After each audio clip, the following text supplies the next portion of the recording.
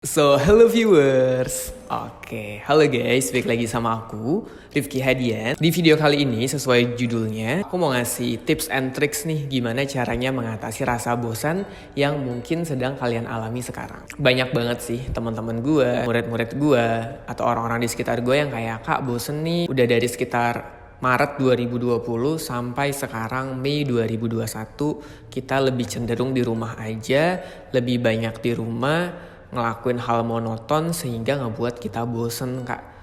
Kita bosen dengan suasana rumah, kita bosen melakukan hal-hal yang harusnya kita lakukan, sampai dampaknya jadi nggak ngapa-ngapain." Untuk mengatasi rasa bosan ini, pertama yang harus kita pahami adalah bosan itu sangat wajar. Bosan itu sifat manusiawi, setiap orang pasti pernah merasakan bosan. Yang jadi pertanyaannya, kenapa kita merasa bosan? Ada 3 hal yang sering aku rasakan kenapa aku merasa bosan.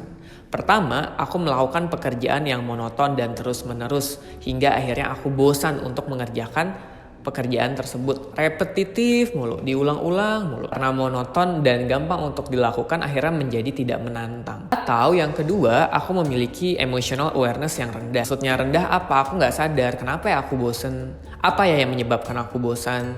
Harus kayak gimana ya biar aku gak bosan? Jadi gak ada refleksi dalam diri untuk mengatasi rasa bosan tersebut. Untuk mengatasi emotional awareness yang rendah ini terhadap rasa bosan, biasanya aku ngelakuin yang namanya refleksi diri.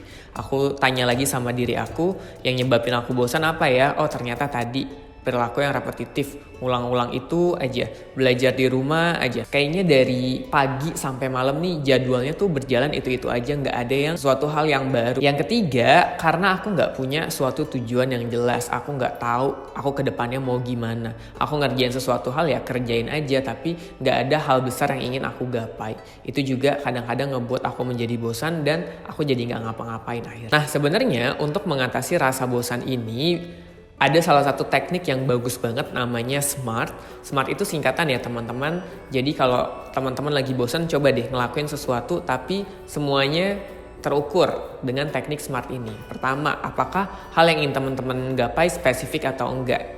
Yang kedua, measurable atau enggak, dapat diukur atau enggak? Achievable atau enggak, relevan atau enggak, time bound-nya waktunya seperti apa. Teman-teman bisa lihat di sini, ini udah ada untuk goals dan tujuan yang ingin teman-teman capai tapi menggunakan teknik SMART yang ada di sini. Akhirnya cara aku untuk mengatasi rasa bosan yang aku alami adalah aku cari hal baru yang bisa aku lakukan. Teman-teman juga bisa cari hal baru yang bisa teman-teman lakukan. Masuk PTN, kalau udah belajar kan teman-teman punya waktu istirahat nih atau hal-hal yang bisa teman-teman lakukan. Teman-teman ngelakuin hal baru.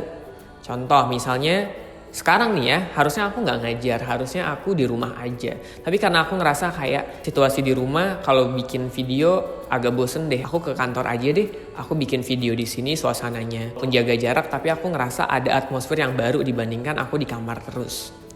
Yang kedua, teman-teman bisa cari hal-hal yang menurut teman-teman menyenangkan dan memberikan dampak positif pada teman-teman.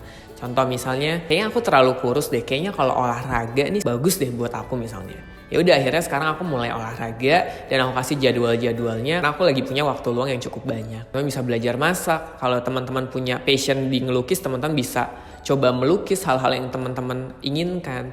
Dan saran dari aku, jangan cuman masak aja tapi teman-teman dokumentasikan dan teman-teman bisa publish atau upload di sosial media yang teman-teman punya.